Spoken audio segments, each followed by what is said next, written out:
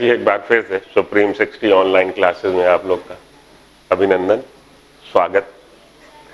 तो हम लोग पढ़ रहे थे मॉडर्न थ्योरी, उसी को आगे कंटिन्यू करते हैं।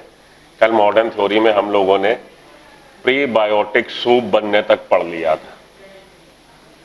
प्रीबायोटिक सूप बनने तक हम लोगों ने पढ़ लिया था, तो उसको थोड़ा सा पीछे से मैंने चालू किया है। कंडीशंस क्या थी आप याद कर लीजिए। जब अर्थ बनी है, अर्थ पे जो प्रिमिटिव एटमॉस्फेयर था वो रिड्यूसिंग था। रिड्यूसिंग का मतलब फ्री ऑक्सीजन नहीं थी, free molecular oxygen was not present in that time, at that time in the atmosphere. क्योंकि जितनी भी ऑक्सीजन थी बेसिकली हाइड्रोजन बहुत था, तो हाइड्रोजन के साथ कॉम्बिनेशन वाटर बना, वाटर इवेपोरेट हो गया क्योंकि टेम्परेचर बहुत ज्यादा था। तो जो भी वाटर बना वो वाटर वेपर के रूप में एटमॉस्फेयर में था। इसके अलावा एलिमेंट्स वगैरह, एटम्स वगैरह जो थे, अब उसका क्या हुआ, रिएक्शन चालू हुआ। एलिमेंट्स एटम के रिएक्शन से बन गए हमारे मॉलिक्यूल, और ये मॉलिक्यूल डिसॉल्व होके वाटर में इकट्ठे हो गए। क्योंकि क्या हुआ, जब 800 डिग्री सेंटीग्रेड के नीचे टेम्परेचर आया, देन टॉरेंशियल रेन्स चालू हो गई थी। और टॉरेंशियल रेन्स का मतलब है लगातार बारिश हो रही। बारिश होने से क्या हुआ कि धरती पे जहां जहां डिप्रेशन थे, गड्ढे थे, वो गड्ढे भर गए, तो बड़ी बड़ी वाटर बॉडीज बन गई। अब उसमें डिसॉल्व हो गए मॉलिक्यूल्स जैसे कि हाइड्रोजन का, मॉलिक्यूल जैसे कि नाइट्रोजन का, ये सब मॉलिक्यूल डिसॉल्व हो गए और इनमें रिएक्शन चालू हो गया। तो पहले सिंपल इनऑर्गेनिक कंपाउंड्स बने, जैसे कि HCN, CH4, HCN, CH4, NH3, NH4 etcetera, carbon dioxide. और ये सब चीजें घुल गई किसमें, पानी में।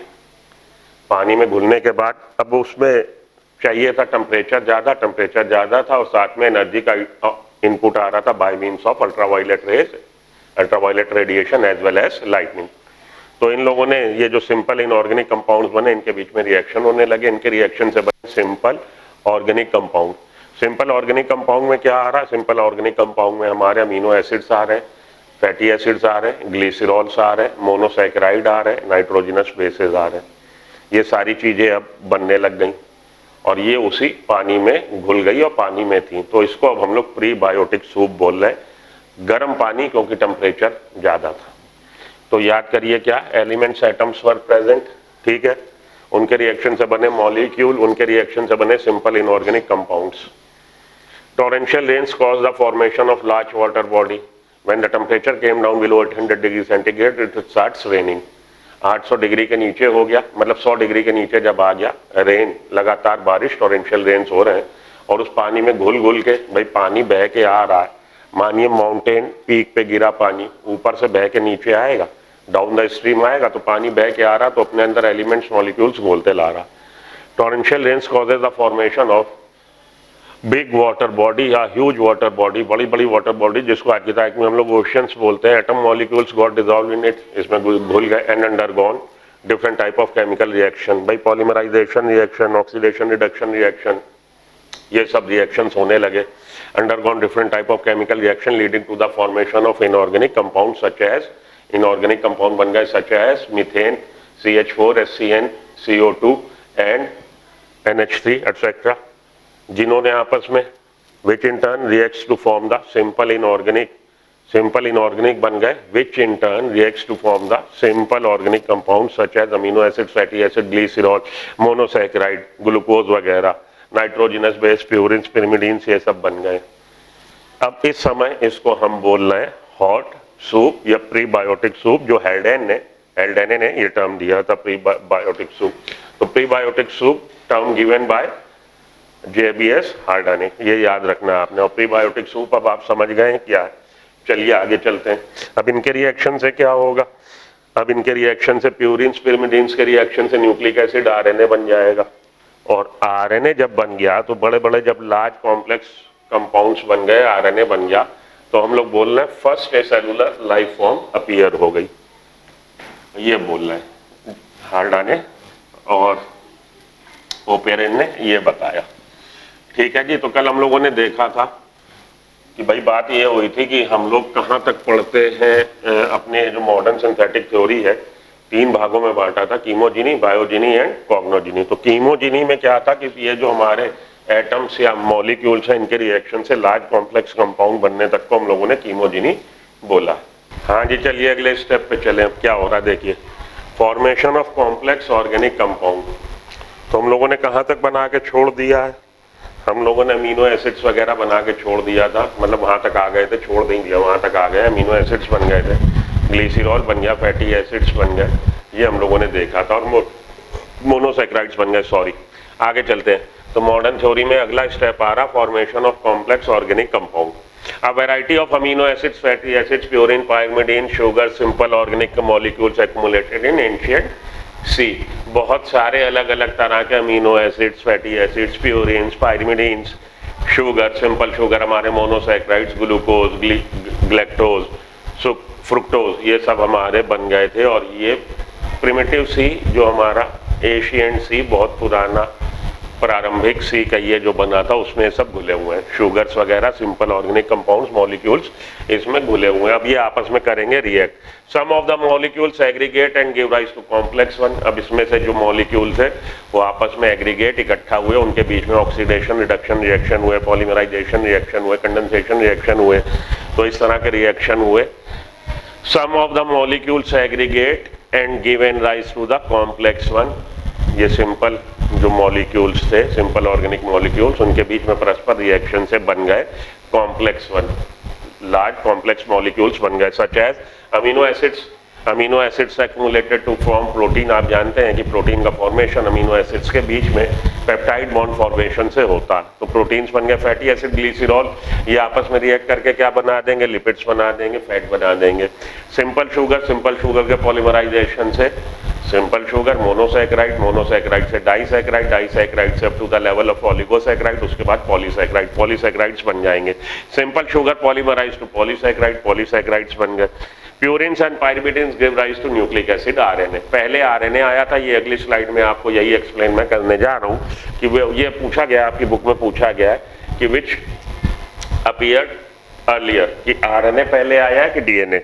तो purines and pyrimidines given rise to, इनसे बन गया nucleic acid, RNA, ribonucleic acid. The complex material were developed by the reaction जो हुए वो ऑक्सीडेशन रिडक्शन रिएक्शन। देख लीजिए, ध्यान दे लीजिए, वो रिएक्शन के टाइप क्या थे पूछा जाता है। तो ऑक्सीडेशन रिडक्शन रिएक्शन हुए,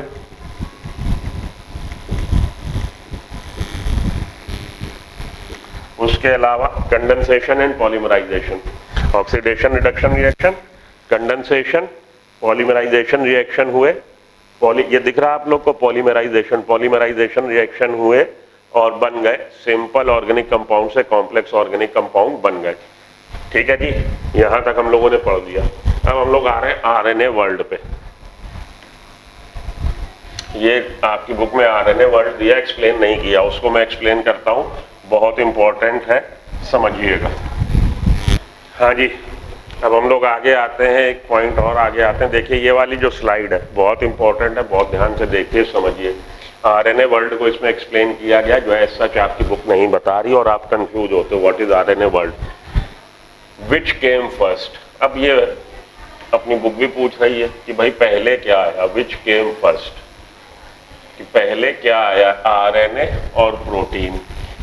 आरएनए का पहले इवोल्यूशन हुआ कि पहले प्रोटीन बना। अकॉर्डिंग टू सम, कुछ साइंटिस्ट ऐसे हैं जो मानते हैं कि first living molecule was protein. Living molecule किसको बोलना है, अब ये ध्यान दीजिए आप, लिविंग मॉलिक्यूल, ये लाइन बहुत इंपॉर्टेंट है। The first living molecule, first living molecule, ये लाइन इंपॉर्टेंट है, फर्स्ट लिविंग मॉलिक्यूल। अब सबसे पहले ये बात उठ रही है, साइंटिस्ट ये पूछ रहे हैं कि सबसे पहला लिविंग मॉलिक्यूल कौन सा था, वॉज प्रोटीन। कुछ ऐसा मान रहे हैं कि पहला लिविंग मॉलिक्यूल प्रोटीन था, first living molecule was protein, according to some scientist was protein. But लेकिन फर्स्ट लिविंग मॉलिक्यूल प्रोटीन था। लिविंग मॉलिक्यूल कौन सा, living molecule which can replicate itself, जो अपनी रेप्लिका बना सके। रिप्रोडक्शन क्या है, अपने जैसा बनाना, रिप्रोडक्शन, रेप्लिका अपनी प्रतिलिपि, जो अपनी प्रतिलिपि बना सके। तो ये जो ऑर्गेनिक कंपाउंड्स बने थे उसमें कुछ ऐसा मानते हैं साइंटिस्ट कि पहला लिविंग मॉलिक्यूल प्रोटीन था। According to the some, the first living molecule was protein, but according to others it was nucleic acid और न्यूक्लियोप्रोटीन। लेकिन कुछ साइंटिस्ट ऐसे थे उनमें जो ये मानते थे कि पहला जो हमारा लिविंग मॉलिक्यूल जिसको हम कंसीडर करेंगे वो न्यूक्लिक एसिड है।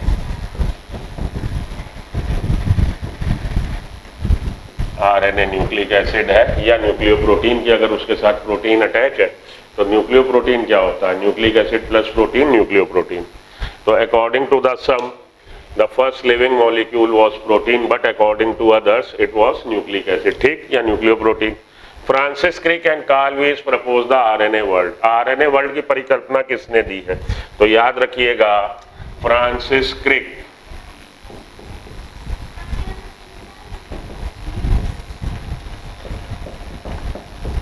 And Carl Lewis. Francis Crick और कार्ल लुईस ने ये परिकल्पना दी। Francis Crick and Carl Lewis propose RNA world. उन्होंने आरएनए वर्ल्ड की परिकल्पना दी। आरएनए वर्ल्ड क्या? The RNA world is hypothetical stage. ये एक परिकल्पित स्टेज है, चरण है, परिकल्पित स्टेज मतलब अवस्था। The RNA world is hypothetical stage in the evolutionary history of life on earth. धरती पे जो जीवन का अवतरण हुआ, जीवन अवतरित हुआ है, जीवन आया है, उसमें जीवन बनने की प्रक्रिया में जो हम लोग पढ़ रहे हैं, एक स्टेज ऐसी आई जब आरएनए का ही बोलबाला था, चारों तरफ आरएनए ही छाया हुआ था। The RNA world is the hypothetical stage. ये एक परिकल्पित अवस्था है in the evolutionary history of life on earth. जब हम इवोल्यूशनरी हिस्ट्री लाइफ की एक्सप्लेन कर रहे हैं अर्थ पे, कि अर्थ पे लाइफ का कैसे अपीयरेंस हुआ, ओरिजिनेट हुई और कैसे लाइफ इवॉल्व होती चली गई, डिफरेंट लाइफ फॉर्म आते चले गए, इवोल्यूशन उसमें पीढ़ी मतलब चरण दर चरण चरणबद्ध तरीके से जो हुआ, कैसे हुआ, उसकी अगर हम डिस्कशन करें, वो इतिहास को अगर हम बताएं, तो उसमें एक अवस्था ऐसी आती है जब आरएनए ही चारों तरफ छाया हुआ था। The RNA world is hypothetical stage in the evolutionary history of life on earth in which self replicating RNA molecule self replicate कर सकते हैं। RNA molecule proliferated before the evolution of DNA. तो DNA से पहले RNA आया, ये बात भी आप ध्यान में रखिएगा। Before the evolution of DNA, RNA appeared first. RNA पहले आया है, डीएनए बाद में आया है। एंड प्रोटीन्स, तो डीएनए का इवोल्यूशन आरएनए से हुआ जब उसमें सर्टेन स्ट्रक्चरल और केमिकल चेंजेस हुए। जब ये देखा गया कि अगर आपको जेनेटिक इंफॉर्मेशन को सहेज के रखना है तो आरएनए हाईली रिएक्टिव सब्सटेंस है, आरएनए एंजाइम की तरह काम करता है। तो अगर आपको प्रिजर्व करनी है चीजें, जेनेटिक इंफॉर्मेशन को प्रिजर्व करना है, then RNA is not good enough उस काम के लिए। तो उस काम के लिए हमें ऐसा मॉलिक्यूल चाहिए जो ज़्यादा स्ट्रक्चरल और फंक्शनल स्टेबल हो। इसके लिए डीएनए इवॉल्व हुआ और डीएनए में आप जानते हैं कि आपको थाइमिन की प्रेजेंस मिल रही है इंस्टेड ऑफ यूरेसिल। ये उसको एक एक्स्ट्रा स्थायित्व दे रहा है। साथ के साथ सेकंड कार्बन पोजीशन पे आरएनए के मॉलिक्यूल में जो पेंटोज शुगर है वहाँ पे आपको हाइड्रोक्सिल ग्रुप मिलेगा, OH ग्रुप मिलेगा। Whereas second carbon position पे जो पेंटोज शुगर हमें डीएनए में मिल रही है डीऑक्सीराइबोस टाइप की, उसमें सेकंड कार्बन पे OH ग्रुप की जगह केवल H है। वो निकल गया है, तभी तो उसको डीऑक्सीराइबोस शुगर बोली है। डीऑक्सीडेशन हो गया, ऑक्सीजन निकल गई, तो उससे उसको स्टेबिलिटी मिल रही है, क्योंकि सेकंड कार्बन पे एक एक्स्ट्रा OH का होना आरएनए को हाईली रिएक्टिव बना देता है, जो उसके लिए स्ट्रक्चरल और फंक्शनल स्टेबिलिटी को कम कर देता है। हम लोग देख रहे हैं डीएनए का मॉलिक्यूल आरएनए की तुलना में ज़्यादा स्टेबल, ज़्यादा स्थायित्व वाला है।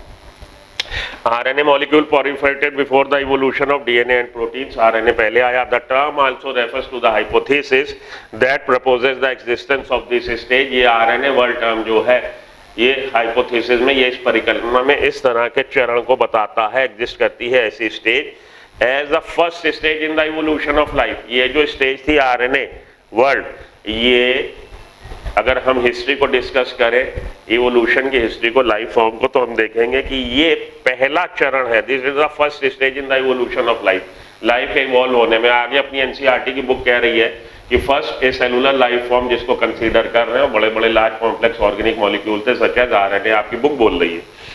तो पहले आरएनए बना और आरएनए अपने को सेल्फ रेप्लिकेट कर सकता था, तो आरएनए लिविंग मॉलिक्यूल कंसीडर किया गया। आरएनए को बेसिकली आपकी बुक बोल रही है first acellular life form.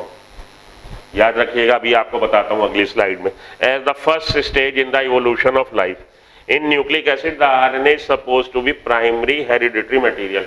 भाई आरएनए बना था, न्यूक्लिक एसिड जो हमारे आरएनए डीएनए है उसमें हम लोग कंसीडर करते हैं कि आरएनए पहले बना, प्राइमरी हेरिडिटरी मटेरियल है।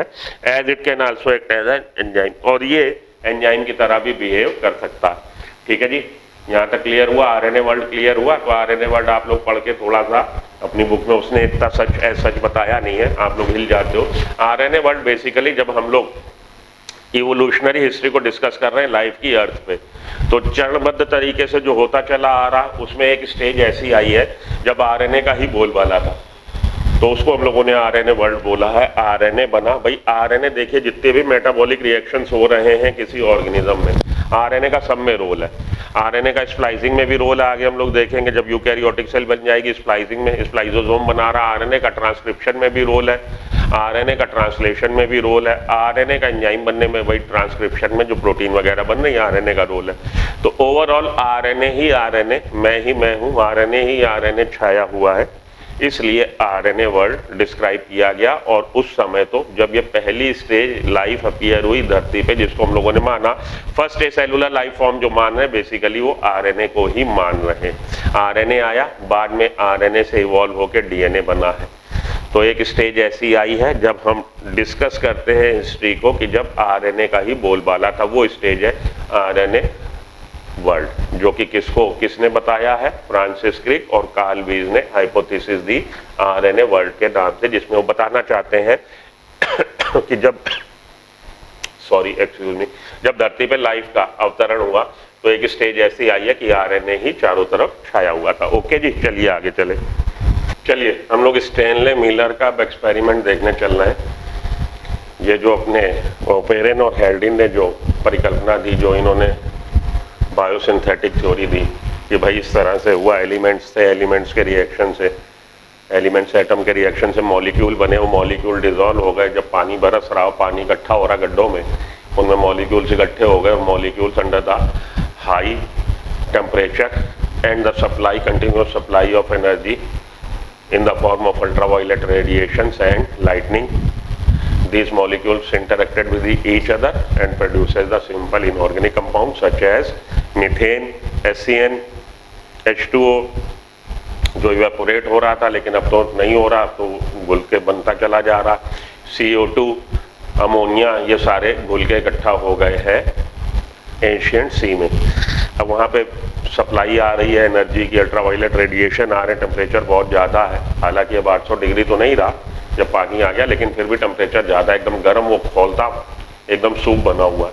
अब उसमें रिएक्शंस हुए इनके बीच में, पॉलीमराइजेशन हुआ, कंडेंसेशन हुआ, ऑक्सीडेशन रिडक्शन रिएक्शन हुए, और सिंपल इनऑर्गेनिक कंपाउंड से सिंपल ऑर्गेनिक कंपाउंड्स बन गए, सच एज अमीनो एसिड्स बन गए डिफरेंट टाइप के, शुगर्स बन गई, मोनोसैकेराइड्स, शुगर्स में मोनोसैकेराइड्स बन गई, फैटी एसिड्स बन गए, ग्लिसरॉल्स बन गए, प्यूरिन्स और पायरिमिडीन्स बन गए। फर्दर अगले स्टेप में इनके रिएक्शन से लार्ज कॉम्प्लेक्स ऑर्गेनिक कंपाउंड बन गए, सच एज प्रोटीन बन गए, फैट बन गए, और हमारा न्यूक्लिक एसिड आरएनए बन गया, कार्बोहाइड्रेट्स बन गए। तो ये चीज़ स्टैनले मिलर, साइंटिस्ट का नाम, 1953 में ये चीज़ एक्सपेरिमेंटली इन्होंने करने की कोशिश करी, और इन्होंने लैब में वही कंडीशंस, वही हालात जनरेट किए जो हालात बताए गए थे ओपेरिन और हेल्डिन के द्वारा। लैब में इन्होंने सिमुलेटिंग एक्सपेरिमेंट कहलाता।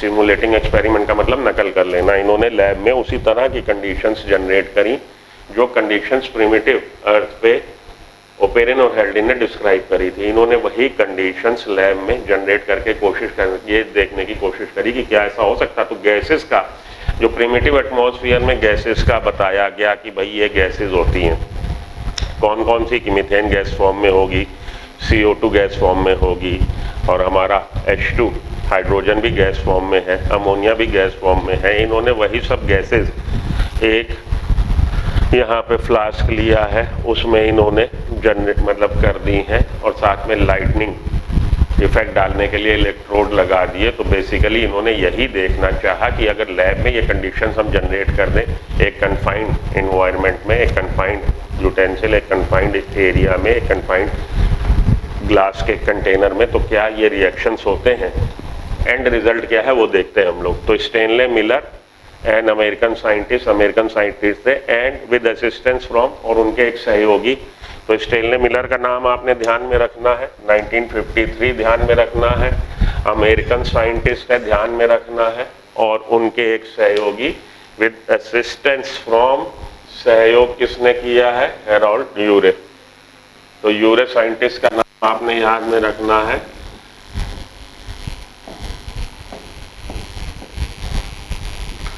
तो मिलर एंड यूरे ने ये एक्सपेरिमेंट किया, हेरोल्ड यूरे क्रिएटेड, इन्होंने क्या किया है, दे क्रिएटेड, उन्होंने लगभग वही कंडीशन बनाई लैब में। Harold Urey scientist from Miller को याद में आपने रखना, similar conditions in a lab में यही कंडीशंस जनरेट करी। He created electric discharge in a close flask. तो फ्लास्क लिया और फ्लास्क में इन्होंने ये इलेक्ट्रोड लगा दिए, इलेक्ट्रिक, जो धरती पे लाइट जो चमकने का इफेक्ट आ रहा था वो इफेक्ट यहाँ पे इन्होंने इलेक्ट्रोड लगा के किया। और वातावरण में जो गैसेस थी वो इन्होंने गैसेस का मिक्सचर यहाँ पे दिया है, CH4NH3H2 और वाटर वेपर इन्होंने यहाँ पे एक बॉयलर लिया, बॉयलर में वाटर और उसको हीट किया तो वाटर वेपर वहाँ पहुँच गए। ठीक है जी, ये बॉयलर में इन्होंने हीट कर रहे हैं इसको वाटर को, तो वाटर वेपर उधर पहुँचे और वहाँ पे फ्लास्क में इन्होंने ले रखी है मीथेन, अमोनिया, हाइड्रोजन। इसका आपने वो याद रखना है, ये पूछा जाता है, एक आपसे गैसेस पूछी जाती हैं कौन सी ली गई है, दूसरा आपसे पूछा जाता है कि रेशियो क्या था। तो 2:1:2 का रेशियो था, ये रेशियो था CH4NH3H2 का जो रेशियो था 2:1:2 था। इसको याद रखने का एक तरीका आप देखिए, जरा ध्यान दीजिए, इसमें देखिए CH4 ये इवन नंबर है, H2 में इवन नंबर है, अमोनिया में ऑड नंबर है। H के एटम का नंबर बता रहा हूं मैं, हाइड्रोजन एटम का नंबर यहाँ पे देखिए इवन है, यहाँ पे इवन है, यहाँ पे ऑड है, और यहाँ पे देखिए ऑड किस में आ रहा है, केवल अमोनिया वाले में आ रहा। तो 2:1:2 इस तरह से हमेशा याद रख लीजिएगा कि जिस वाले कंपाउंड में आपका हाइड्रोजन एटम का नंबर ऑड है वो यहाँ पे भी ऑड है। इस तरह से याद रखने का एक तरीका है, अगर आपको आसान लगे नहीं तो आप उसको रट लीजिए या अपना कोई तरीका बना लीजिए, क्योंकि ये क्वेश्चन आता है। हेरोल्ड यूरे और स्टेनले मिलर 1953 याद रखना आपने, इन्होंने क्या किया, similar condition generated in lab में बनाई। तो एक लिया बीकर में इन्होंने क्या किया जी, बीकर में इन्होंने उसको बॉयलर की तरह इस्तेमाल किया, बॉयलर बनाया, बॉयल किया है, उससे निकल के गैस वेपर फॉर्म में वाटर जा रहा है किसमें, फ्लास्क में, और फ्लास्क में इन्होंने इलेक्ट्रोड लगा दिए, इलेक्ट्रोड लगा के इलेक्ट्रिक करंट डिस्चार्ज कर रहे हैं, तो लाइटनिंग का इफेक्ट जनरेट कर रहे हैं। और फ्लास्क में क्या लिया इन्होंने, CH4NH3H2 in the ratio of 2:1:2 in a closed flask containing CH4NH3 and H2 in the ratio was 2:1:2. He observed a red color liquid collecting in a U-shaped tube. On analysis, he found formation of sugar, acetic acid and amino acids like glycine, alanine and aspartic acid. ये इस line को underline कर लीजिए और इस line को रट लीजिएगा भाई। इन्होंने यहाँ पे, इधर आइए देखिए, इसको जब हीट किया वाटर वेपर्स आ गए, यहाँ पे वाटर वेपर आ गए। वाटर वेपर के अलावा यहाँ पे गैसेस हैं, गैसेस कौन सी हैं, ये हैं CH4NH3H2, वाटर वेपर और आ गए। साथ में इन्होंने इलेक्ट्रिक जनरेट करी तो लाइटनिंग का इफेक्ट आ गया है, जो धरती पे लाइटनिंग हो रही थी। तो यहाँ पे इनके रिएक्शन से, अब यहाँ पे कंडेंसर भी है जो इसको बाद में इन चीज़ों को ठंडा करेगा और कंडेंस करेगा। कंडेंसेशन रिएक्शंस करने के लिए कंडेंसर लगा रखा। तो यहाँ पे नीचे जो पानी इकट्ठा हो गया, ये लिक्विड इकट्ठा हो गया, ये रेड कलर का था, और जब इसकी एनालिसिस करी गई तो ये देखा गया कि इसमें सिंपल शुगर भी मिली है और अमीनो एसिड्स भी मिले। अमीनो एसिड्स के नाम ध्यान में रख लीजिएगा, glycine, alanine, aspartic acid. Glycine, alanine, aspartic acid. In similar experiment others इसी तरह का एक्सपेरिमेंट मिलर और यूरे के एक्सपेरिमेंट को मिलता जुलता एक्सपेरिमेंट दूसरे साइंटिस्ट ने भी किया, ये देखने के लिए कि क्या ये बातें सच है। Other observe the formation of sugars, तो उन्होंने भी देखा कि शुगर, सिंपल शुगर बनी, नाइट्रोजनस बेसिस बने और साथ में फैट्स एंड अमीनो एसिड्स बने। तो जो दूसरे साइंटिस्ट ने एक्सपेरिमेंट किए उसमें क्या क्या बना है, शुगर्स बनी, नाइट्रोजनस बेसिस बने, शुगर्स बनी, नाइट्रोजनस बेसिस बने, प्यूरिन्स और पाइरिमिडीन्स बने, नाइट्रोजनस बेसिस बने हैं, साथ में फैट्स बने हैं और साथ में अमीनो एसिड्स बने हैं। तो दूसरे साइंटिस्ट ने भी जब इसकी नकल करी, इस तरह के एक्सपेरिमेंट किए, मिलते जुलते एक्सपेरिमेंट किए, तो उन्होंने देखा कि ये चीज़ संभव है, ऐसा हो सकता है। जो ओपेरिन और हेल्डेन ने दिया है प्रपोजल वो हो सकता है, क्योंकि अगर इसी तरह की कंडीशन जो प्रिमिटिव अर्थ पे थी वो कंडीशन हम लैब में जनरेट करें तो ये चीज़ें जो अपने ओपेरिन और हेल्डेन बोल रहे हैं कि इस तरह से वो होगा, कीमोजिनी हुई होगी, लार्ज कॉम्प्लेक्स ऑर्गेनिक कंपाउंड बन गए होंगे, ये चीज़ें मान ली गई। तो स्टेनले और मिलर के एक्सपेरिमेंट के बाद जो हमारी मॉडर्न सिंथेटिक थ्योरी है वो कीमोजिनी के लेवल तक मान ली गई कि हाँ ऐसा हुआ होगा। ठीक है जी, ये फाइंडिंग थी स्टेनले मिलर के एक्सपेरिमेंट की और ये था उसका and result. Okay,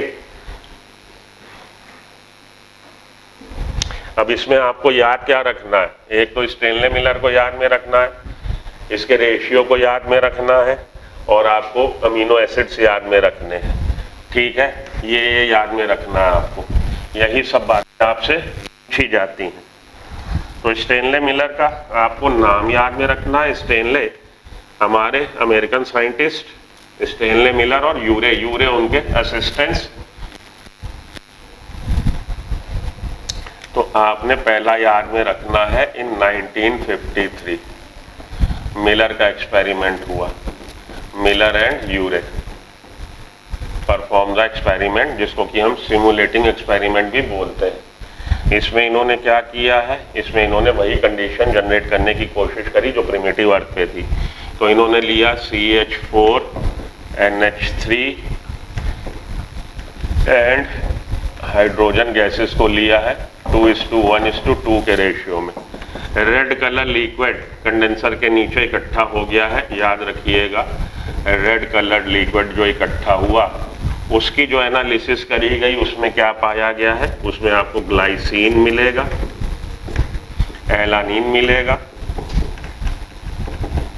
and aspartic acid मिलेगा। बॉयलर से वाटर वेपर जनरेट करी गई, फ्लास्क में गैसेस लिए गए हैं इस कॉम्बिनेशन से और नीचे जो लिक्विड इकट्ठा हुआ उसमें अमीनो एसिड और सिंपल शुगर मिले। इसी तरह का एक्सपेरिमेंट जब दूसरे साइंटिस्ट ने किया तो उनको नाइट्रोजनस बेसिस भी मिले, अमीनो एसिड्स भी मिले, सिंपल शुगर भी मिली और फैट्स वगैरह भी मिले, ऑर्गेनिक कंपाउंड्स उनको मिले। इस बात से ये चीज़ साबित हुई कि ओपेरिन और हेल्डेन ने जो कीमोजिनी, जो बायोसिंथेटिक थ्योरी दे रखी उसका जो फर्स्ट स्टेप है कीमोजिनी, वो हो सकता है इस तरह से हुआ हो, प्रिमिटिव अर्थ पे इस तरह की हुई हो बातें। ये चीज़ इस एक्सपेरिमेंट से साबित हो गई। ओके जी, तो अब हम लोग वापस फिर वहीं चलते हैं जहाँ से इधर आ गए हैं बायोसिंथेटिक थ्योरी पे। आपकी बुक में भी इसी तरह से चला है, तो आपकी बुक को ही मैं फॉलो कर रहा हूँ, मैं एनसीईआरटी को ही फॉलो कर रहा हूँ और एनसीईआरटी में जो चीज़ें दे रखी हैं उनको एक्सप्लेन भी साथ साथ कर रहा हूँ ताकि आपको आसानी हो जाए।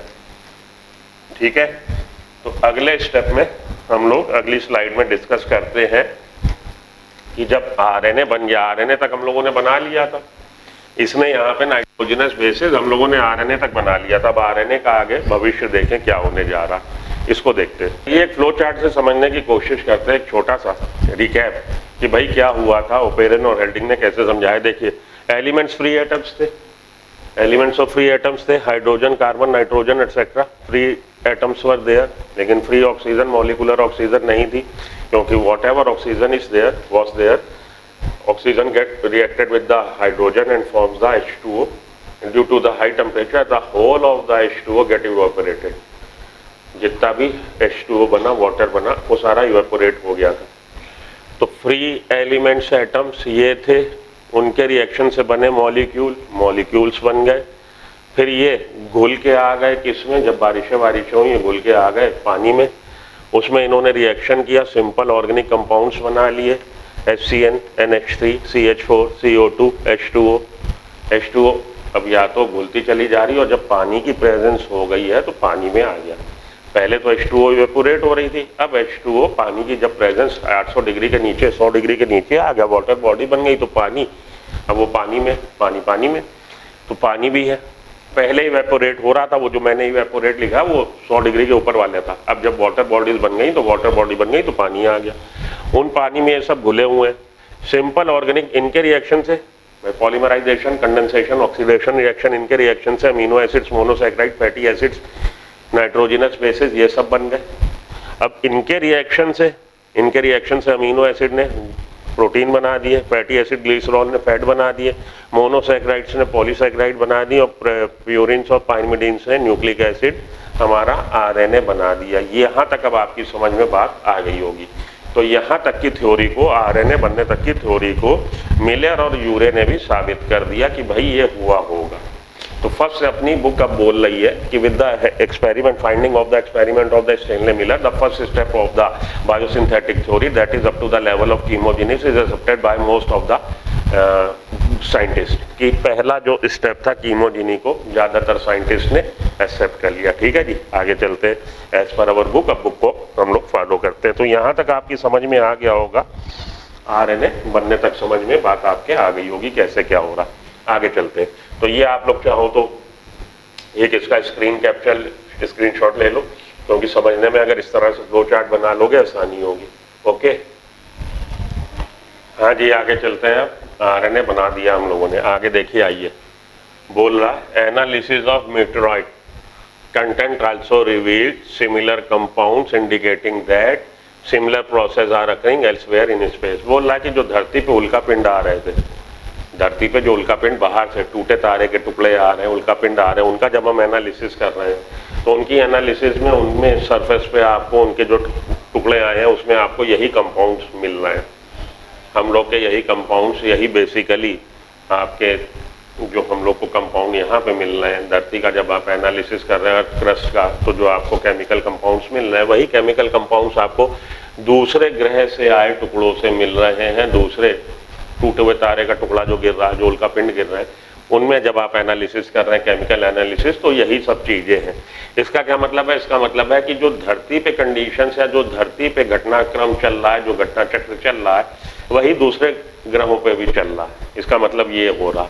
Analysis of meteoroid content also revealed similar compounds indicating that similar process are occurring elsewhere in the space. Space में भी, जो अंतरिक्ष में दूसरे तारे वगैरह हैं, उनमें भी यही सब कार्यक्रम चल रहा है। विद दिस लिमिटेड एविडेंस, अब जो हमारे पास जो थोड़े बहुत जो हम लोग के पास सबूत हैं, गवाहियाँ हैं, एविडेंस है, सबूत है, जो हम लोगों ने स्टेनले मिलर ने जो साबित किया, मिलर यूरे ने, और ये जो बाहर से आ रहा है जब आप उसका एनालिसिस कर रहे हैं, तो हमको जो इंडिकेशंस मिल रहे हैं, जो सबूत मिल रहे हैं, with this limited evidence the first part of the modern theory, ये जो मॉडर्न थ्योरी है, बायोसिंथेटिक थ्योरी या chemosynthetic theory, origin of life की first part of the chemosynthetic theory, modern theory, जिसको हम लोगों ने कीमोजेनी बोला है। आपको याद हो, कीमोजेनी, बायोजेनी, कॉग्नोजेनी।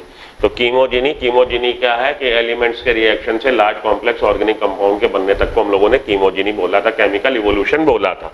Is accepted by most of the scientist. तो ये पहला जो उसका चरण है, ज़्यादातर साइंटिस्ट ने मान लिया, हाँ ऐसा हुआ होगा, क्योंकि लैब में मिलर और यूरे ने और उसके बाद तमाम दूसरे एक्सपेरिमेंट्स जो किए गए दूसरे साइंटिस्ट के द्वारा, तो ये बात साबित हुई कि एलिमेंट्स या मॉलिक्यूल के रिएक्शन से इनऑर्गेनिक कंपाउंड बन सकते हैं और इनऑर्गेनिक कंपाउंड से ऑर्गेनिक कंपाउंड बन सकते हैं।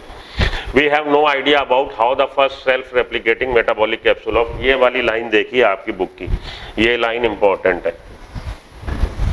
We have no idea about how the first self-replicating metabolic capsule of life arose। कह रहा हमें इस चीज़ का कतई कोई आइडिया नहीं है कि ये कैसे, ये जो बड़े बड़े जाइंट मॉलिक्यूल थे, कैसे सेलुलर फॉर्म में बदल गए। सेल क्या है भाई, आप जानते हैं, सेल हमारा सेल में प्रोटोप्लाज्म है, केमिकल्स हैं, डिफरेंट केमिकल्स, बहुत सारे chemicals, thousands and hundred and thousands of chemicals जो आपस में रिएक्शन कर रहे हैं, जिसको हम लोग मेटाबॉलिज्म बोल रहे हैं। तो प्रोटोप्लाज्म मिल रहा है सेल में। Protoplasm is the basis of life, physical basis of life protoplasm है, आप ये बात जानते हैं। तो प्रोटोप्लाज्म का होना किसी में उस सेल को एक तरह से लिविंग का कैरेक्टरिस्टिक देता है, प्रोटोप्लाज्म का होना। Protoplasm is the physical basis of life. तो हम लोग की बॉडी में भी हर सेल, हम लोग multi cellular organism, trillions of cell के बने हैं, हर सेल के अंदर प्रोटोप्लाज्म केमिकल रिएक्शंस हो रहे हैं। तो सेल को कब कंसीडर किया है? जब वो मेम्ब्रेन बाउंड हो गई है, लिपिड और प्रोटीन की सेल मेम्ब्रेन जब आ गई तो सेल हो गया। अगर लिपिड और प्रोटीन की मेम्ब्रेन नहीं है तो सेल नहीं है। तो भाई यहाँ पे बोल रहा we have no idea about how the first self replicating metabolic capsule of life arose. Basically बोल रहा है सेल कैसे बन गई। ये जो जाइंट मॉलिक्यूल्स बन गए, इनके चारों तरफ लिपिड और प्रोटीन की मेम्ब्रेन कब आ गई, कैसे आ गई, इस चीज का कोई आइडिया नहीं। ये बात ये कह रहा है जाइंट मॉलिक्यूल बन गए विच कैन रेप्लिकेट इटसेल्फ, जो अपनी रेप्लिका बना सकते हैं। तो एक तरह से जीवन का एक कैरेक्टर उसमें आ गया, रिप्रोडक्शन कैरेक्टर आ गया। They can make their replica, अपनी रेप्लिका बना सकते हैं। लेकिन कैसे इनके चारों तरफ ये जो जाइंट कॉम्प्लेक्स ऑर्गेनिक मॉलिक्यूल्स हैं, इनके चारों तरफ कैसे लिपिड और प्रोटीन की मेम्ब्रेन ऑर्गेनाइज्ड हो गई है, सेल मेम्ब्रेन कैसे कैप्सुलर फॉर्म में ये बदल गए, ये चीज वो बोल रहा है नहीं पता एज पर एनसीईआरटी। और अगर आप इसको दूसरी बुक्स वगैरह में देखेंगे बहुत कंफ्यूज हो जाएंगे, हर जगह अलग है और हर जगह डाटा अलग है। मेरी आपसे करबद्ध प्रार्थना है कि आप कतई ना पढ़े किसी चक्कर में। क्यों पढ़े वो चक्कर में? कोई नहीं है टक्कर में, एनसीईआरटी से ही क्वेश्चन आता है। कतई मत पढ़िएगा किसी को कि सिडनी फॉक्स और ये माइक्रोस्फीयर बता दिए और कोएसरवेट्स बता दिए, प्रोटोसेल बन गई, प्रोटोसेल से प्रोकैरियोटिक, प्रोकैरियोटिक से यूनिसेलुलर यूकैरियोटिक, यूनिसेलुलर यूकैरियोटिक से मल्टीसेलुलर यूकैरियोटिक। वहाँ सर खपाई करने की कोई आवश्यकता आपको नहीं है, नहीं है, नहीं है। पिछले 5 साल में नहीं पूछा गया, आगे भी पूछा नहीं जाना चाहिए। अब ये बात अलग है कि हम ही लोग की किस्मत इतनी बुरी हो कि आप इस बार अपीयर होने जा रहे हैं और इसी बार बाहर से आ जाए। जैसे 2020 में कोरोना आया, किसको पता था कि चाइना का कोई वायरस यहाँ आ जाएगा और हम लोग कहते हैं हिंदुस्तानी को मार के चला जाएगा। लेटेस्ट आज की रिपोर्ट है कि अमेरिकन प्रेसिडेंट ट्रंप भी कोरोना पॉजिटिव हो गए। भगवान ना करे कुछ हो गया तो समझिए कि चाइना ने कितना बड़ा बवाल काट दिया। चलिए आइए, तो मतलब कहने का क्या है कि आप इसको कॉम्प्लिकेट ना करिएगा, अपनी बुक को पढ़ लीजिए, वो ज़्यादा बेटर है। अपनी बुक कह रही है हमें कतई कोई आइडिया नहीं, तो हम क्यों लगे, हम क्यों सोचें कि कैसे बन गया। बाईपास करिए, आगे बोल रहा। The first non-cellular form of life could have originated 3 billion year ago। ये लाइन बहुत इंपॉर्टेंट है, इसको ऐसे ही छेप दीजिए, टीप लीजिए, रट लीजिए, घोट लीजिए, पी लीजिए। The first non-cellular form of life could have originated 3 billion year ago। अब आप याद करो, जब हम लोगों ने origin of life, origin of universe and origin of earth पढ़ा, जो बिग बैंग थ्योरी कह रही है कि जो यूनिवर्स ओरिजिनेट हुआ नियर अबाउट 20 बिलियन ईयर अगो पहले हुआ, अर्थ है originated near about 4.5 billion year ago, and life came on earth near about after the ये जो हमारे अर्थ का after the formation of earth near about 500 million year after. तो मतलब 4 बिलियन ईयर अगो पहले लाइफ धरती पे आ गई। अब यहाँ पे लिख रहा है first non cellular form of life could have originated 3 billion year अगो। आपस में कॉन्ट्राडिक्टी है। ये उसने समझाने की कोशिश नहीं करी कि वहां पे वो लाइफ किसको कंसीडर कर रहा है। वहां पे जब वो बोल रहा है कि आज से 4 बिलियन ईयर अगो पहले लाइफ आ गई है अर्थ पे, तो ये लाइन लिख के छोड़ दी, लेकिन उसने ये नहीं एक्सप्लेन किया ना कि वो लाइफ फॉर्म किसको कंसीडर कर रहा है। और यहाँ पे लिख रहा फर्स्ट नॉन सेलुलर फॉर्म, तो उसको आप भी रायता ना बनाइए, कतई ना बनाइए, ये नहीं पूछा जाएगा आपसे, आप इसको रट लीजिए इसको। The first non cellular form of life could have originated 3 billion year ago. They would have been, अब यहाँ पे इसने एक्सप्लेन किया है कि first non cellular form of life जिसको ये कंसीडर करने को बोल रहा है वो क्या चीज है, यहाँ पे क्लियर किया इसने। They would have been giant molecules, वो बड़े बड़े मॉलिक्यूल्स, जाइंट मॉलिक्यूल्स थे आरएनए के या प्रोटीन के, या आरएनए प्रोटीन या पॉलीसैकेराइड एक्सेट्रा। तो बड़े बड़े मॉलिक्यूल, वैसे आपको आरएनए ज़्यादा कंसीडर करना चाहिए, इस पे ज़्यादा फोकस होना चाहिए। एज सच अवर बुक बोल रही है RNA comma protein comma polysaccharide. तो ये have been giant molecules, aggregation of giant molecules लिख देता। खैर फिर वही मैंने कहा जितना बुद्धि लगाएंगे उतना कंफ्यूज होंगे। सीधे से इसको निगल लीजिए, क्योंकि इसका पोस्टमार्टम करके आपसे नहीं पूछा जाएगा, इसको एज इट इज पूछा जाएगा, तो उसमें अपनी बुद्धि ना लगाइए। अब बोल रहा the first non cellular form of life could have originated 3 billion year ago. ये जो first non cellular form of life का रिप्रेजेंटेशन कौन कर रहा है, ये पूछा जाएगा आपसे, तो वो हो जाएंगे giant molecule such as RNA, protein, polysaccharide etcetera. इतना that much is enough. These capsules reproduce their molecules पर है। तो ये कैप्सुलर फॉर्म में है, इनके चारों तरफ वाटर की लेयर है, वाटर की लेयर हो गई तो कैप्सूल फॉर्म में हो गए। रिप्रोड्यूस देयर मॉलिक्यूल पर है, अपनी रेप्लिका शायद बना सकते थे, हम जानते हैं आरएनए बना सकता।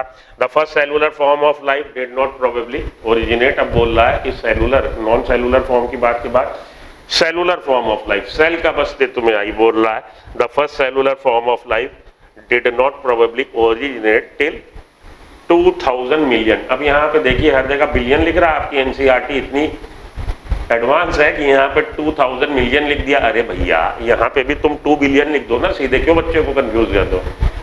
क्यों आज तक तुम बात कर रहे थे मेरे पास 10 रुपए हैं 10 रुपए, अब थोड़ी देर बाद तुम बात करने लगे कि मेरे पास 1000 पैसे हैं। अरे भाई जब तुम रुपए रुपए बोल लो तो अभी भी रुपए बोल दो ना, अब पैसे क्यों बताने लगे? अब बच्चा कंफ्यूज हो रहा। 2000 मिलियन का मतलब 2 बिलियन। तो सीधी सी बात आप लिख लीजिए the first cellular form of life did not probably originate till about 2 billion year अगो, या आप 2000 बिलियन भी रख सकते हैं, दोनों एक ही बात है। ठीक है जी, तो first cellular form of life आ गई near about 2 billion year ago, ये कह रहा। जबकि आप अगर कोई भी किसी भी पब्लिकेशन किसी भी बुक को फॉलो करेंगे तो यहाँ पे फर्स्ट सेलुलर लाइफ फॉर्म क्या थी, प्रोकैरियोटिक सेल थी, तो आप देखेंगे कि वहाँ दिया हुआ 3 to 3.5 3 से लेके 3.5 बिलियन ईयर अगो पहले प्रोकैरियोटिक सेल अस्तित्व में आई है, और 2 से 1.5 2 to 1.5 बिलियन ईयर अगो पहले यूकैरियोटिक सेल अस्तित्व में आई है। ज़्यादातर बुक्स में ये डाटा है, ज़्यादातर साइट पे डाटा है, लेकिन चलेगी एनसीईआरटी की। आप अगर उनको फॉलो करोगे तो आप केस ही करोगे सुप्रीम कोर्ट में जाके, जब आपका एक क्वेश्चन से अगर अटक गया। पहली बात तो पूछा ना जाए, अगर पूछा गया तो आपको एनसीईआरटी का डाटा फॉलो करना है, इस चीज को मैं हाईलाइट कर रहा हूँ। तो first cellular form of life did not probably originate till 2 billion year ago. Okay जी, क्लियर? चलिए आगे चले, बस खत्म ही है, एक स्लाइड और ये आपका टॉपिक खत्म। हाँ जी, देखिए फर्स्ट सेलुलर लाइफ फॉर्म बन गई। ठीक है, first non cellular life form बोल रहा 3 बिलियन ईयर अगो, और first cellular life form near about 2 billion year ago. अब क्या हो रहा? अब हो रहा first cellular form was probably single cell. ये बात बड़ी अजीब सी बोल रहा है, ये तो हमें पता ही है कि पहली जो सेल बनी सिंगल सेल थी। हाँ, हम लोग जानते हैं पहली सेल जो बनी सिंगल सेल थी। First cellular form was probably single cell.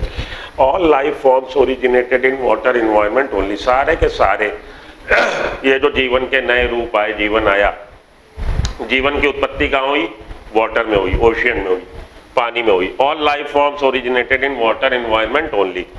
This version of biogenesis. अब देखिए ये बायोजेनेसिस, तो कीमोजेनेसिस के बाद biogenesis. Chemogenesis chemical evolution, chemical evolution को कहाँ से कहाँ तक? सिंपल एलिमेंट से लेके लार्ज कॉम्प्लेक्स एलिमेंट्स बनने तक, लार्ज कॉम्प्लेक्स कंपाउंड बनने तक को हम लोग कीमोजेनी पहला चरण बोलते हैं मॉडर्न सिंथेटिक थ्योरी का। अब ये जो लार्ज कॉम्प्लेक्स कंपाउंड बन गए, ये कैप्सुलेटेड फॉर्म में हो गए, उनके चारों तरफ मेम्ब्रेन आ गई और वो रेप्लिकेट कर सकते थे, तो फर्स्ट सेलुलर फॉर्म आ गई। तो उससे लार्ज कॉम्प्लेक्स कंपाउंड से लेके सेल बनने तक, लाइफ बनने तक को बायोजेनेसिस बोला। The version of biogenesis that is first form of life arrows. First form of life का बनना arrows through the evolutionary forces, क्योंकि इवोल्यूशन हुआ, जैविक विकास हुआ, जीव विकास हुआ, इवोल्यूशन हुआ, तो लार्ज कॉम्प्लेक्स कंपाउंड से सेलुलर फॉर्म बन गया। कैसे बन गया ये अपनी बुक कह रही है, हमें नहीं पता, लेकिन सेल बन गई, सेल बन गई। सेलुलर हम लोग देखेंगे लाइफ में क्वालिटी ऑफ लाइफ या कहिए लिविंग की, जब हम लोग परिभाषा पढ़ते हैं उसकी हम कैरेक्टरिस्टिक फीचर देखते हैं, तो सिंगल सेल का होना, complete single cell is must. एक सेल है, सिंगल सेल ऑर्गेनिज्म भी लाइफ को रिप्रेजेंट करता है, जीव है। Single cell entity is also a life form, वो भी लाइफ फॉर्म है, वो भी एक ऑर्गेनिज्म है, जीव है। तो जीव बन गया through evolutionary process from non living molecule से। इवोल्यूशन हुआ नॉन लिविंग मॉलिक्यूल से, excuse me, non living molecule से जीवन की उत्पत्ति हो गई। कैसे? विकास से, जैव विकास। Evolutionary process from non living molecule is accepted by majority, और ज्यादातर साइंटिस्ट ने इसको थ्योरी को एक्सेप्ट कर लिया। हाउएवर वंस फॉर्म, लेकिन एक बार बनने के बाद, the first cellular life form of life could have evolved into the complex biodiversity of today. और इसके बाद ये जो सिंगल सेल ऑर्गेनिज्म बने, आज की तारीख में आप देख रहे हैं अपने चारों तरफ जो जीवन के विभिन्न रूप, बायोडाइवर्सिटी जो देख रहे हैं, वो इवोल्यूशनरी प्रोसेस के फलस्वरूप। इवोल्यूशन क्या है? हम लोगों ने शुरू में ही देखा, इवोल्यूशन फोल्डिंग, अनफोल्डिंग, अपने आप को खोलना, अपने हिडन टैलेंट को पहचानना, अपने को इवॉल्व करना, परिस्थिति के साथ अपना सामंजस्य बिठाना। तो बदलती हुई परिस्थितियों के साथ आप अभ्यस्त होते चले जाएं, एडप्ट होते चले जाएं अच्छे से। ये नहीं कि सिंपल का कॉम्प्लेक्स में बदलना। मैंने लास्ट लेक्चर में भी बताया था कि आप इसको इवोल्यूशन बोलेंगे तो पार्शली करेक्ट होगा। जरूरी नहीं कि हर बार जो कॉम्प्लेक्सिटी हो, आप कॉम्प्लेक्स हो, कॉम्प्लेक्सिटी अपने में डेवलप करें और बदलती हुई परिस्थिति के साथ सामंजस्य बिठा लें, जरूरी नहीं है। इवोल्यूशन को हमें कॉम्प्लेक्सिटी की तरफ नहीं जाना, हमें ऐसी कंडीशन की तरफ जाना है कि we get better adapted with our environment surrounding, इन वो है इवोल्यूशन। चेंज तो, और हर चेंज इवोल्यूशन नहीं है, ये भी बात भी समझ लीजिए कि हर चेंज इवोल्यूशन हो, हर चेंज इवोल्यूशन नहीं है। टाइगर की इतनी जनसंख्या, इतना पॉपुलेशन है, टाइगर कम हो रहे हैं, जनसंख्या कम होना क्या इवोल्यूशन है? वो भी तो एक चेंज है, वो इवोल्यूशन नहीं है। तो वो चेंज इवोल्यूशन नहीं है, ये बात भी समझ लीजिए, कई एक चीजें कॉन्सेप्ट समझ लीजिए। आइए, however once form, how the first cellular form of life could have evolved into the complex biodiversity of today is the fascinating story of evolution। ये अपने आप में एक बहुत मजेदार, बहुत प्रभावित करने वाली थ्योरी है। अब हम लोग फिर से एक बार वो फ्लो चार्ट बनाए,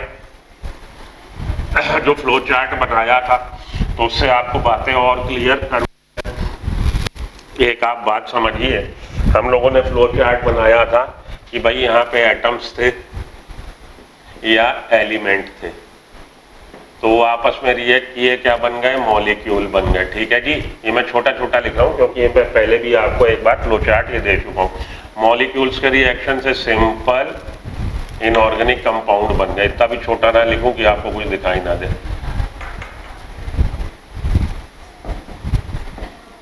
सिंपल इनऑर्गेनिक कंपाउंड बन गए थे, जैसे कि आपका HCN बन गया था, जैसे कि आपका NH4 बन गया था, जैसे कि आपका CO2 बन गया, जैसे कि आपका H2O बन गया, जैसे कि आपका हाइड्रोजन बन गया, जैसे कि आपका हीलियम बन गया, ये सब बन गए थे।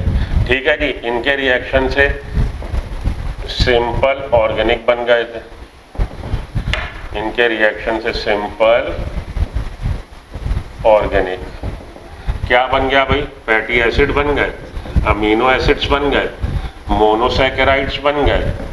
ठीक है, और क्या बन गया था? Fatty acid, amino acids, monosaccharide, purines, pyrimidines बन गए थे। प्यूरिन्स और पायरिमिडीन्स बन गए थे। ठीक है जी, इनके रिएक्शन से लार्ज कॉम्प्लेक्स बन गए थे। लार्ज कॉम्प्लेक्स में RNA बन गया, प्रोटीन बन गया, फैट बन गया, कार्बोहाइड्रेट, पॉलीसैकेराइड बन गए। यहां तक हम लोग पढ़ चुके हैं। इसके आगे क्या हुआ? कैप्सुलर फॉर्म में ये हो गए। कैप्सुलर फॉर्म में हो गए तो पहले हम लोग बोलेंगे क्या बन गए? प्रोटोसेल्स बन गए। प्रोटोसेल्स, या आप बोलिए कि माइक्रोस्फीयर, ये कई बुक में दे रखा है इसलिए लिख रहा हूं। माइक्रोस्फीयर टर्म दिया था सिडनी फॉक्स ने, और कोएसर वेट्स, कोएसर वेट्स टर्म दिया था किसने? अपने ओपेरेन ने। इनसे क्या बन गई? इनसे बन गई प्रोटोसेल्स, प्रोटोबायंट्स, प्रोटोसेल्स। और प्रोटोसेल से बन गए हमारे प्रोकैरियोटिक सेल, जो सिंगल सेल यहां पे लिख रहा। प्रोकैरियोटिक सेल से बन गई हमारी eukaryotic cell, single cell eukaryotic, और यूकैरियोटिक सेल से multicellular eukaryotes. Microsphere term given by Sidney Fox, Coeser weights term given by Oparin. Microsphere जो टर्म दिया था सिडनी फॉक्स ने, बोला था कि ये प्रोटीनॉइड्स है, प्रोटीन लाइक कंपाउंड्स हैं, और उसके साथ भाई दूसरी चीज है protein like compounds, proteinoid in nature. Microsphere के बारे में सिडनी फॉक्स ने बोला। और कोइसरवेट टर्म दिया था ओपेरेन ने, उसने बोला था ये लिपिड के लार्ज लिपिड मॉलिक्यूल्स हैं जिनके चारों तरफ वाटर की मेम्ब्रेन। उसके बाद उनसे बन गए प्रोटोसेल्स, प्रोटोबायोन्स, और प्रोटोबायोन्स से बन गए prokaryotic cell, single cell. Prokaryotic cell से इवॉल्व हुई eukaryotic cell, single cell eukaryotic आज की तारीख में, जिनका हम लोग का प्रेजेंटेशन किंगडम प्रोटिस्टा करता है। प्रोटिस्टा में यूनिसेलुलर यूकैरियोट है, प्रोकैरियोट से यूनिसेलुलर यूकैरियोट, और यूनिसेलुलर यूकैरियोट से मल्टीसेलुलर यूकैरियोट। मल्टीसेलुलर यूकैरियोट के डाइवर्जन 3, फंजाई ग्रुप, प्लांटी और एनिमिलिया। फंजाई, प्लांटी और एनिमिलिया मल्टीसेलुलर के एग्जाम्पल। ठीक है जी, तो ये था फ्लो चार्ट आपका। अगर आप मेंटेन करना चाहो, वैसे जरूरत नहीं है, लेकिन इसको आप मेंटेन करोगे तो आपके कॉन्सेप्ट कई क्लियर होंगे। क्वेश्चन आपको आए या ना आए, एक चीज आपका अगर रोड मैप तैयार हो जाएगा तो आपको चीजें एनसीईआरटी समझने में आसान होगा। एनसीईआरटी ने बोला, उसने केवल आरएनए वगैरह बना के उसने बोला कैसे ये कैप्सुलर फॉर्म में आ गया, हमें क्या लेना देना, छोड़ो। एनसीईआरटी ये कहती बस ये रट लो कि फर्स्ट नॉन सेलुलर जो हमारा लाइफ है, नॉन सेलुलर लाइफ, ए सेलुलर लाइफ जो है, जो जाइंट मॉलिक्यूल्स हैं, जाइंट मॉलिक्यूल्स में आरएनए है, पॉलीसैकेराइड्स है, प्रोटीन्स हैं, उसको उसने बोला, उसको हम लोगों ने ए सेलुलर लाइफ फॉर्म बोला, जो 3 बिलियन ईयर को पहले आई। उसके बाद उसने बोला कैसे कैप्सुलर फॉर्म में हो गई, क्या लेना देना, एनसीईआरटी बोल रही है। एनसीईआरटी बोल रही मत रटो, सीधे ये रट लो कि ये भैया सेलुलर फॉर्म में बदल गया 2 बिलियन ईयर को पहले। और फर्स्ट सेल जो आई वो ये भी नहीं बता रही कि प्रोकैरियोटिक है, प्रोकैरियोट से यूकैरियोट, यूकैरियोट से मल्टीसेलुलर यूकैरियोट। एनसीईआरटी कह रही हटाओ, ये सब मत पढ़ो, आप भी मत पढ़ो, लेकिन ये समझ लो, फ्लो चार्ट समझ लो इसका। अगर आप यहाँ तक तो हम लोग बना ही चुके थे, उसके आगे की ये 4 बातें और मैंने लिखी हैं। Microsphere term given by Sydney Fox, coacervate term given by Oparin, इनसे बने प्रोटोसेल, प्रोटोबायोट, और उससे बने प्रोकैरियोटिक सेल। प्रोकैरियोटिक सेल से यूनिसेलुलर यूकैरियोट, और यूनिसेलुलर यूकैरियोट से multicellular eukaryote. That much is enough. अब हम लोग अगले टॉपिक पे आते हैं, इसका आप ले लो स्क्रीनशॉट। ओके, चलिए।